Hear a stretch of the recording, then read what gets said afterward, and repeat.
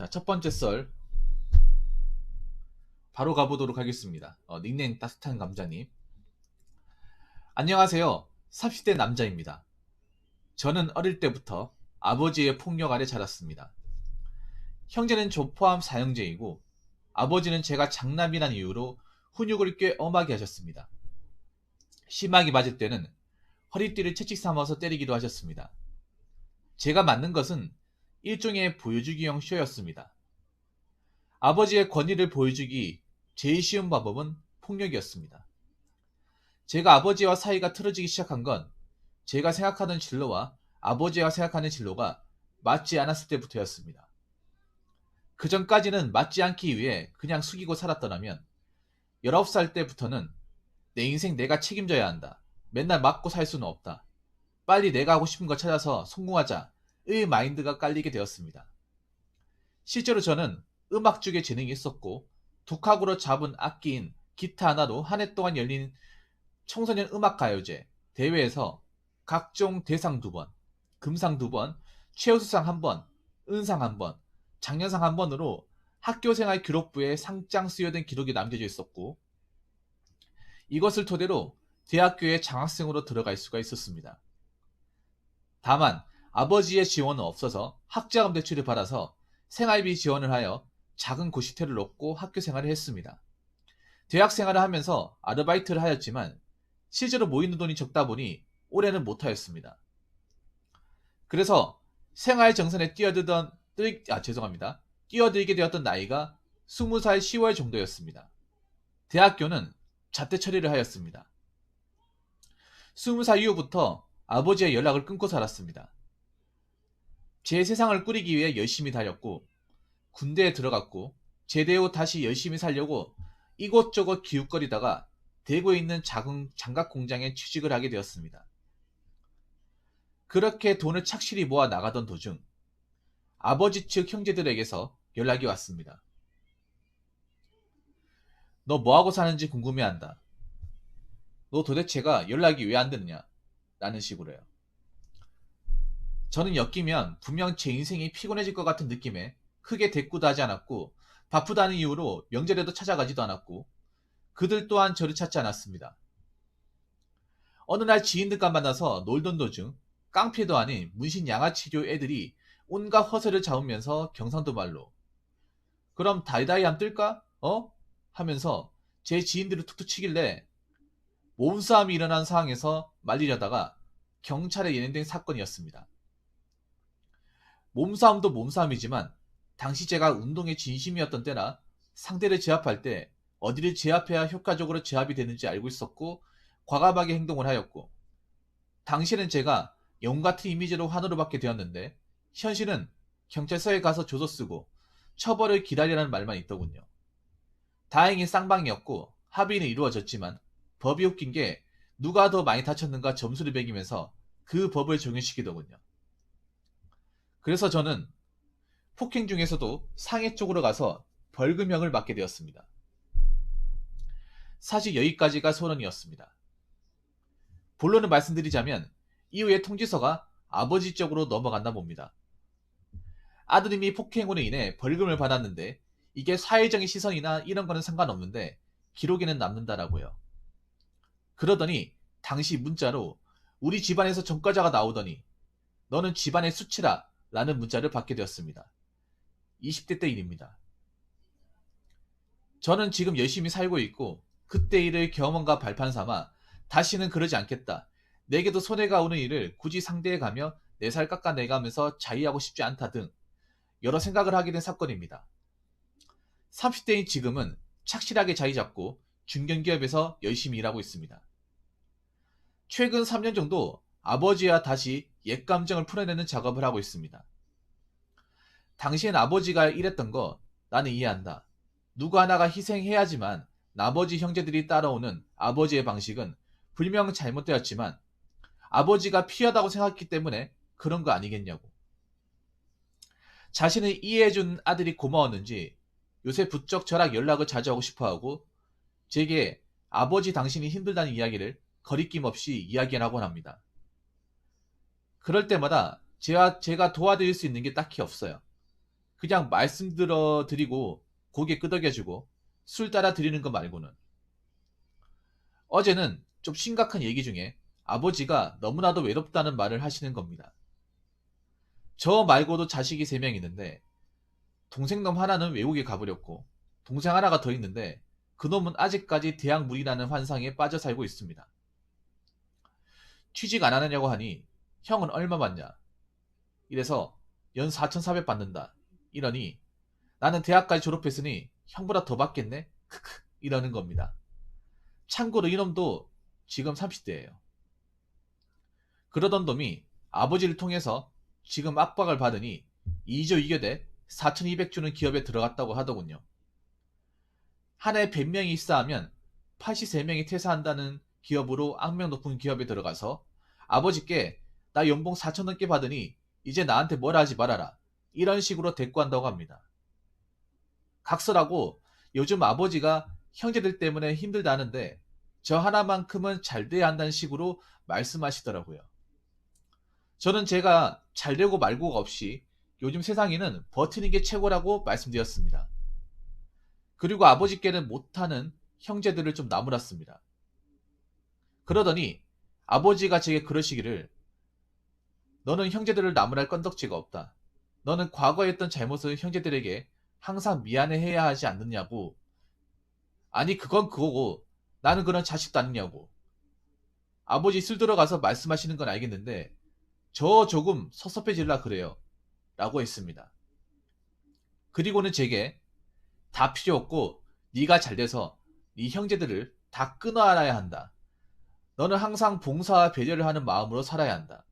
라고 하는데 이게 평소에도 저러시는데 어제 같은 경우는 제가 과거에 했던 잘못으로 인해서 사회적인 송치금을 받게 되거나 기업에 취직을 못한다거나 그런 게 없는데 사람 하나 주인공만 같은 이미지로 저를 대하시는 게 너무 불쾌하고 불편하더라고요.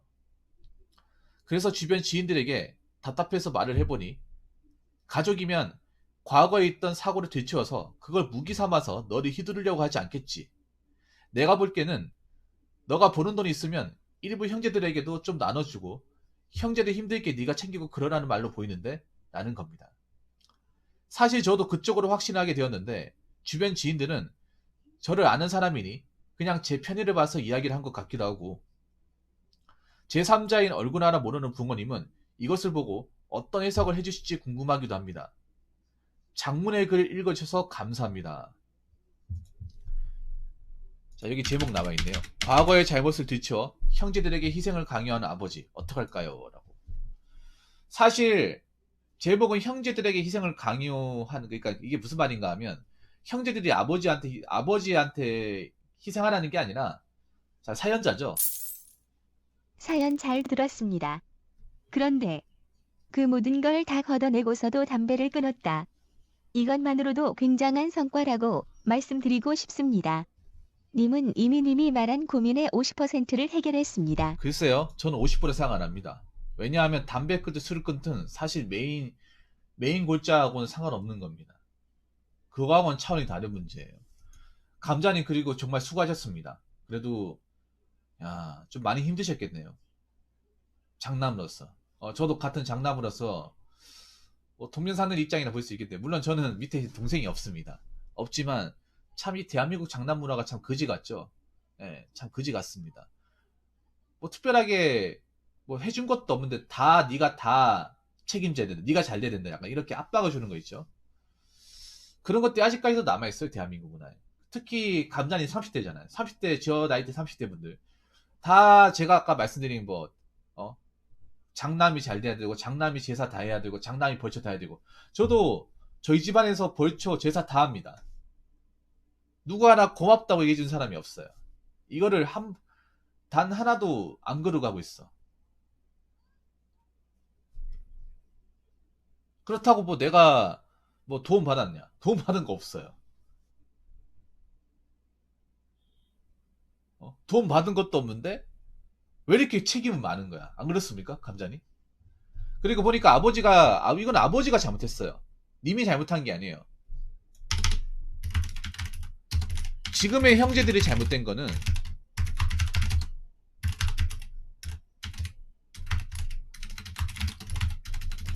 님 탓이 아니고요. 님 탓이 전혀 아닙니다. 네, 전적으로 아버지 책임이 큽니다. 보니까 아버지가 그러니까 그 사형제를 어떻게 다뤘는지 알 것 같아. 보니까 어떤 느낌이냐면 감자님이 아마 공감하실 것 같은데 감자님한테만 체벌을 가했을 거야. 호되에 뭐라 한다거나. 근데 나머지 삼형제는 사달라는 거 다 사주고. 사연에 방해될 것 같아 더 이상 이야기만 못하지만 저도 담배 피다 끊었습니다. 근데 그 끊는 과정이 피는 과정보다 훨씬 더 어렵고 죽을 만큼 힘든 거라는 걸 말씀드리고 싶습니다. 보니까 나머지 세 명한테는 굉장히 관대하게 대한 것 같아요. 감자님도 그걸 아실 것 같아요. 그러니까 저 나머지 세 명한테는 뭐 해달라는 거 다 해주고 뭐 먹고 싶은 거 다 사주고. 예.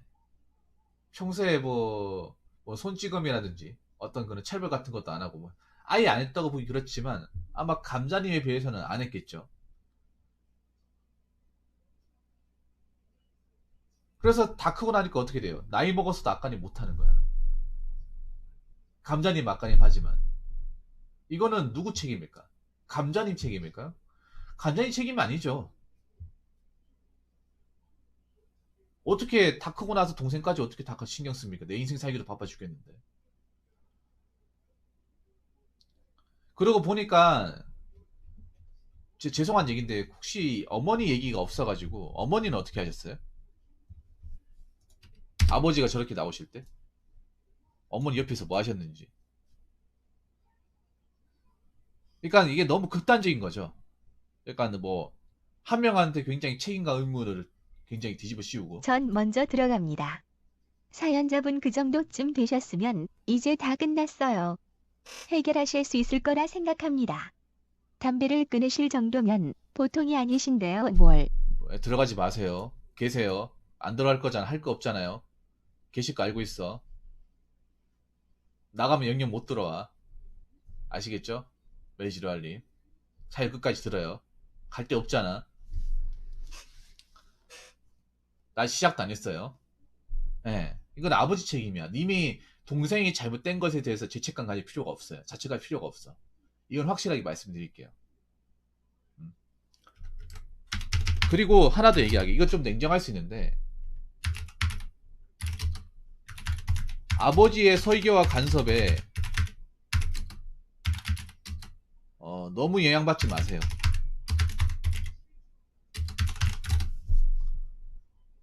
예, 영향받지 마. 그냥 아버지 그냥 얘기만 들어주고 그냥 마세요. 그리고 동생들이 인생에 간섭하지 마세요.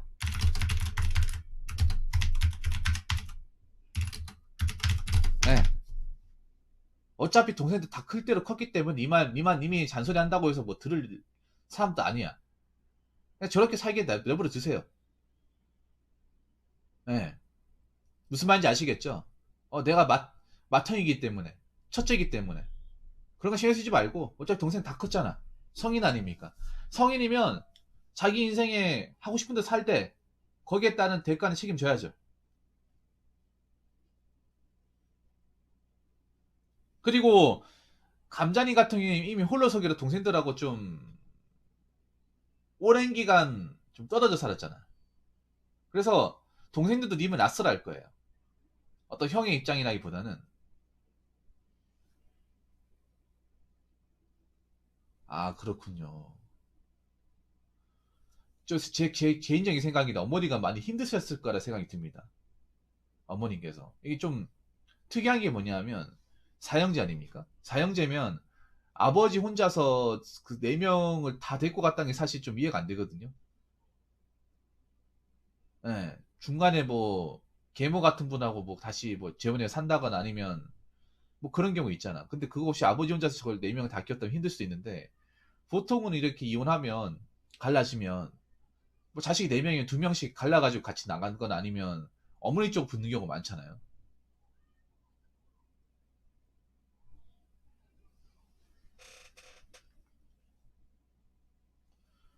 예. 근데 내가 봤을 때는 아버지 옛날에 이혼하기는 더 힘들었거든요. 지금보다 여자분들이 이혼하면 사회적인 어떤 그런 좀 리스크가 더 컸습니다. 예. 아마 내가 봤을 때는 뭐 4명 키우는 것도 힘들었겠지만 아마 저 아버지의 저 좀 모난 성격을 받아들이기가 상당히 힘들지 않았을까 생각을 해요. 약간 그런 것 같아. 내가 느끼기에 엄마가 봤던 거를 엄마한테도 약간 좀 죄송한 얘기인데 폭력을 휘둘렀을 것 같다는 생각이 듭니다. 그래서 옛날에 그런 거 있어요. 일본에 옛날에 보면 이혼하는 케이스가 대부분 가정폭력이야. 맞다 내일하다 진짜 죽을 것 같아가지고 이혼하는 경우 있거든요. 그러니까 내가 봤을 때는 어머니한테 하던 과거 어머니한테 하는 행동을 어머니가 없으니까 그걸 감자님한테 뭔가 푸는 것 같다는 느낌이 드는 거예요. 그러니까 장남이니까 네가 잘나야 되니까 이렇게 내가 너한테 유독 권위적으로 하는 거야. 그게 아니라 원래 누구한테 그런 폭력이 있었던 사람이 있었는데 그 사람이 이제 떠났으니까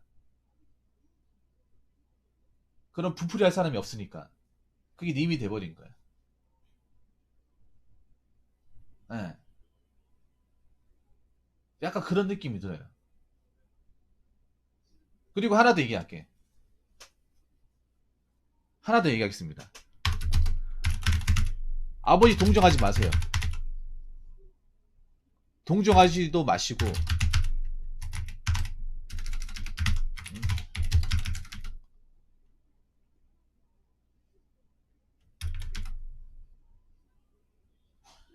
불쌍하다고 생각 안 하셔도 됩니다. 예. 어찌됐건 나에게 크나큰 상처를 남긴 사람은 부인할 수 없는 사실입니다. 어릴 때 나에게 깊고 깊은 정서적인 트라우마를 남긴 사람인 건 팩트잖아요. 오랜 기간 동안. 지금까지도 남아있잖아. 이 가정폭력이 무서운 게 뭐냐면 이건 죽을 때까지 남아있습니다. 감자님 궁금하실 겁니다. 저도 강력폭력을 받아본 사람이지만 어렸을 때 맞고 한 거는 이거는 안 없어져 이거는. 경험해본 사람이면 알 거야.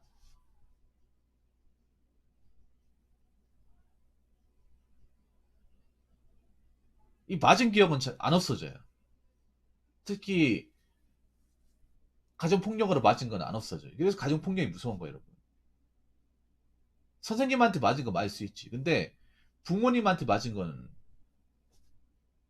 뭔가 이제 갑자기 뭐 술 먹는다거나 힘들 일이잖아. 갑자기 불현듯 생각이 나요. 평소에는 좀 생각 안 하고 살다가.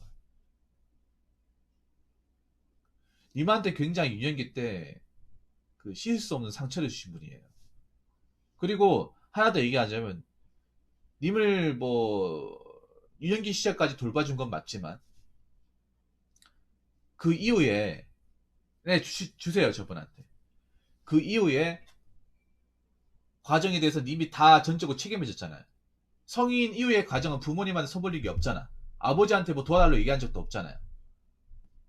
뭐 동생들도 아버지한테 도와달라고 하겠지. 그러니까 정마양 조건이겠죠.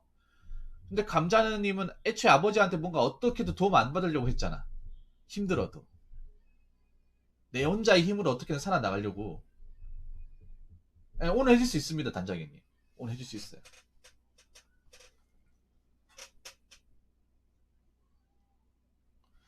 아버지가 이제 나이 들고 저기 왜 그런가 하면 아버지가 외롭다고 하잖아. 외롭고 뭐 힘들다고 하잖아. 솔직히 말할게요. 아버지 그렇게 얘기할 자격 없어요. 감자님한테. 무슨 자격으로? 본인이 장남한테 했던 그건 생각 안 합니까? 그것 때문에 감자님 오랜 세월 동안 얼마나 힘들었는지 생각 안 해? 그 시간 지나면 잊혀지는 거예요? 안 그렇습니까? 본인이 힘들다고 외롭다고 해서 그게 누그러지는 거야? 그런 게 있습니까? 그럼 있을 때 잘해야죠. 어? 같이 살았을 때, 어렸을 때 좋은 기억, 추억 많이 만들어졌어야지. 좋은 기억은 없고 맞은 기억밖에 없으면 이거는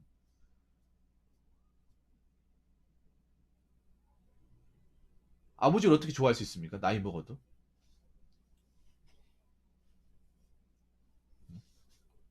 안 그렇습니까? 솔직히 말할게요. 이미 아버지가 뭐 지금 뭐 나이가 드시고 이제 노쇠하시고 예전 같지 않아가지고 화도 잘 못 내시고 하기 때문에 이제 아버지 입장을 좀 대변해야겠다 생각해줘야겠다 생각하는데 솔직히 안 들어줘도 돼요 감자님. 왜냐 역으로 얘기하자면 감자님 힘들 때 아버지 도와준 적 있습니까? 역으로 얘기해가지고 감자님이 홀로서기 하면서 힘들고 뭔가 금전적인 제약이 많이 따르고 누가랑 손 벌릴 데가 없고 할 때 아버지가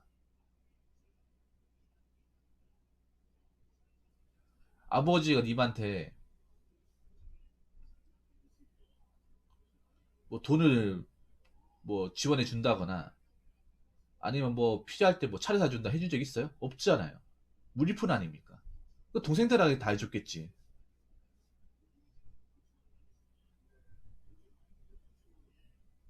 안 그래요? 그러니까 뭐 연락을 받지 말라고 내가 말씀 안 드릴게. 근데 굳이 만나가지고 얘기 나누고 술 드시고 할 필요는 없을 것 같아. 그냥 연락만 주고받아 연락만. 아니 명절 때문에 찾아뵙는다거나 딱 그 정도만 해요. 그러니까 선을 좀 유지를 해요. 가족끼리도 너무 벽을 허물고 지내는 건 안 좋아. 어느 정도 룰을 만들어야 돼. 그래야 서로 간에 이 사적으로 침해를 안 해요.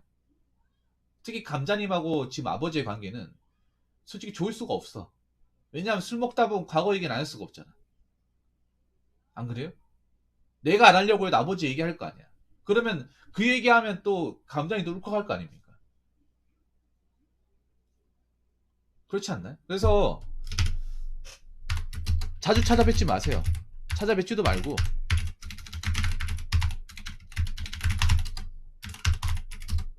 안부 연락도 가끔씩만 하세요. 어머니는 제가 28살 때 돌아가셨죠. 제가 그동안 모은 돈 6천만 원 수리비로 다 들어가 버렸고 사실 어머니 정상 기분 아니었다고요? 참 대단하시네요. 동생들은 그거 알고 있습니까?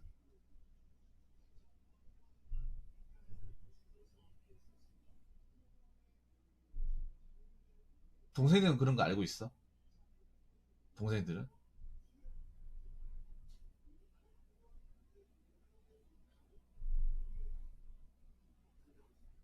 동생들은 모르겠죠.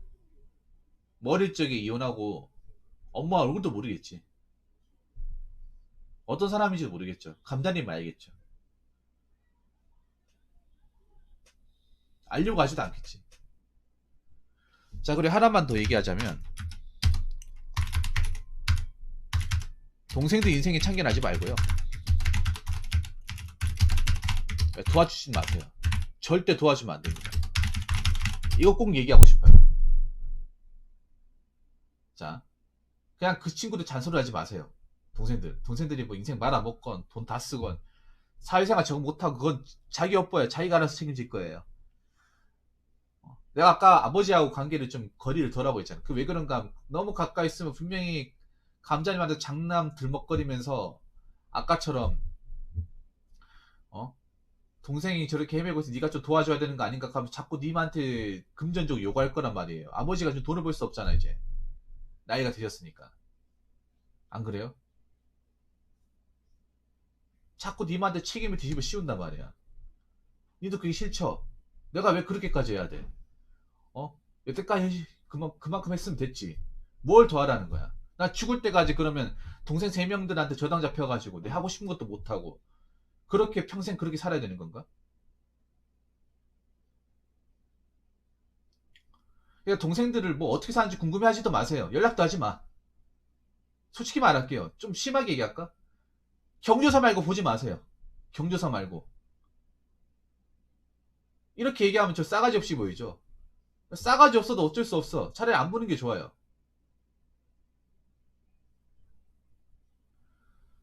감동은 투네이션 해주시면 됩니다. 투네이션으로. 네.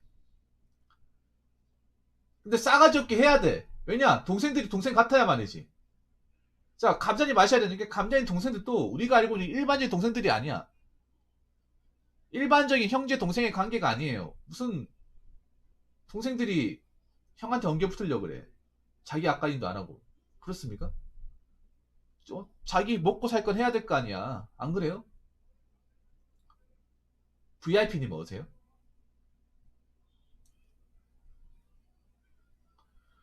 어차피 동생들이 은혜 입은 사람 아버지예요. 그럼 아버지의 노후라든지 그 모든 것들은 자기들이 알아서 해야죠. 감자님은 아버지한테 성인이 되고 나서 도움받은 게 없잖아요. 이미 떠났어. 그러니까 사실상 감자님 생각해보세요. 감자님이 대학교 입학하면서 그냥 아버지가 살던 그 연역을 완전히 벗어났어요. 벗어났으면 그 이후부터는 사실상 남이야. 좀 냉정하게 말하면. 그때부터 완전히 분리됐어. 동생들 얼굴도 안 보고 살았을 거 아닙니까? 오랜 기간 동안. 얘네들이 어떻게 컸는지, 뭐 하면 살았는지, 그 과정을 모르잖아. 솔직히 있잖아. 여러분, 가족도 있잖아. 아무리, 뭐, 어렸을 때 같이 살았다 하더라도 이미 몸을 떠났잖아요. 오랜 기간 그렇게 되잖아. 그럼 남이에요, 남. 가족도 같이 살아야 가족인 거야. 어? 적어도 가족이라면 주민등록번호 떠야 돼, 주소지로. 안 뜨잖아, 이게. 그럼 가족이 아니에요.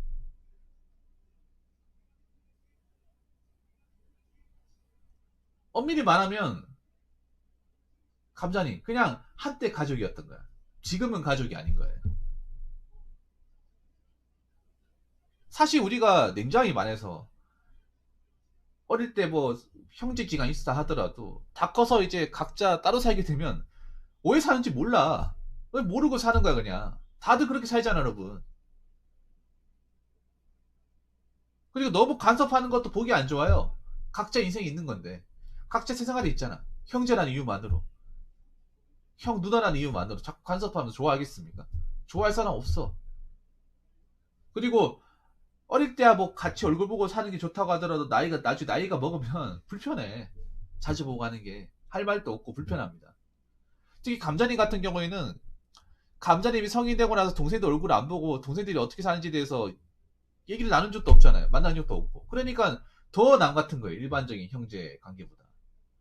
그러니까 동생들도 감자님이 형이라는 이유만으로 참견하는 것도 별로 안 좋아할 테고, 님도 뭐 동생들이 하고 뭐 안 본 지 꽤 됐는데 자꾸 내가 얘한테 얘네들 들먹거리는 것도 사실 모양새가 이상하고. 안 그래요? 그러니까 도와줄 이유가 없는 거예요. 애초에 도와주는 것도 안 좋아. 그러니까 감자님 그냥 쟤네들 인생은 쟤네들대로 살아라고 그냥 놔두세요. 자몽님 먹으세요. 무슨 말인지 아시겠죠? 예, 이건 확실하게 제가 노선을 정해드릴게.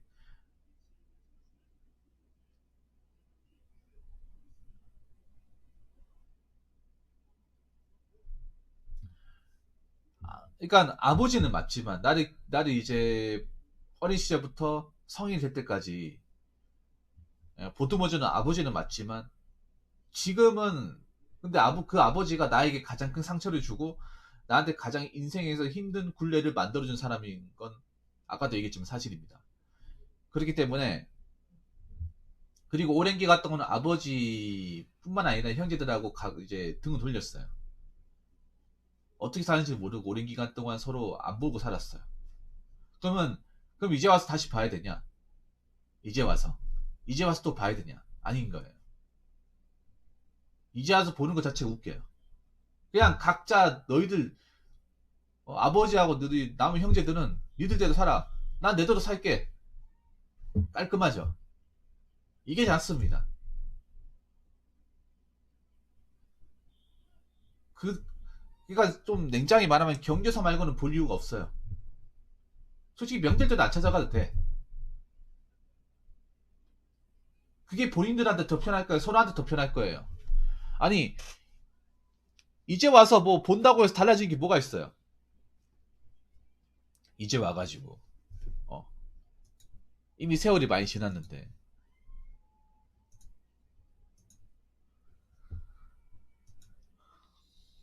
달라질 거 없어요. 달라질 거 없어.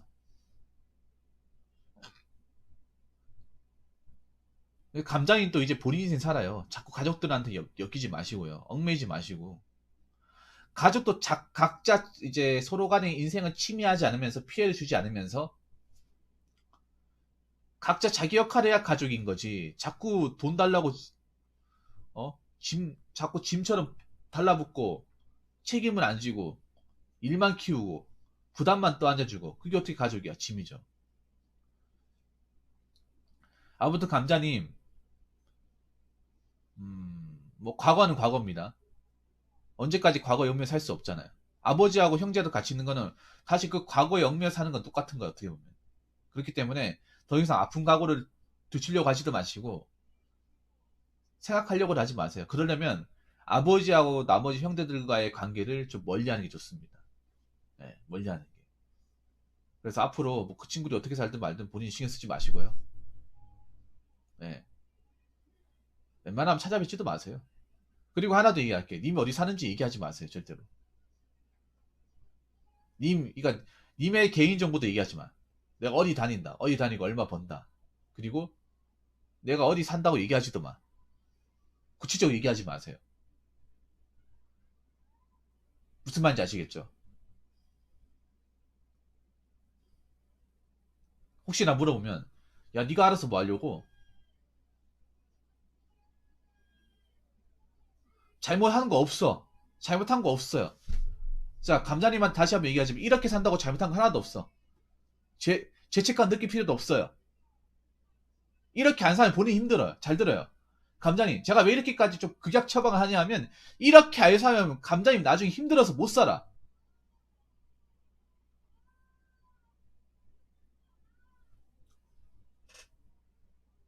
네. 못 산다니까요. 그러니까 내가 딱 잘라로 얘기하는 거예요. 그래야 님이 삽니다. 앞으로 좀 사람답게 살고 싶고 내 인생 살고 싶잖아. 그러려면 끊어야 돼. 다 가지고 갈 수 없어. 다 가지고 가려고 하다가 이것도 아니고 저것도 아니고 힘들어져. 그렇기 때문에 지금부터는 내 인생만, 내 자신의 인생만 충실하면서 뭐 과거의 가족들이 어떻게 됐든 말든 관심 가지지도 말고 알려고도 하지 말고 연락도 하지 마시고 네. 근황도 알려고 하지 마시고요. 본인 인생만 충실하시기 바라겠습니다. 아무튼 감자님 앞으로도 열심히 일하시고요. 제 방송 자주 와주시기 부탁드리겠습니다. 오늘 사연 감사합니다. 자 이상으로 첫 번째 썰 마치도록 하겠습니다.